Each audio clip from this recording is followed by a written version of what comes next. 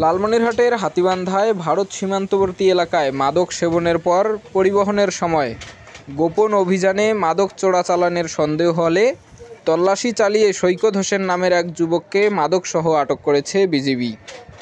বুধবার বিকেলে হাতীবান্ধা উপজেলার বড়খাতা ইউনিয়নের দোলাপাড়া সীমান্তে অভিযান চালায় বিজিবি।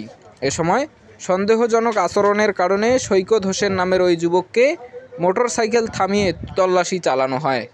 তল্লাশির সময় তার কাছে লুকানো অবস্থায় 25,000 টাকা মূল্যের মাদক জব্দ করে বিজিবি।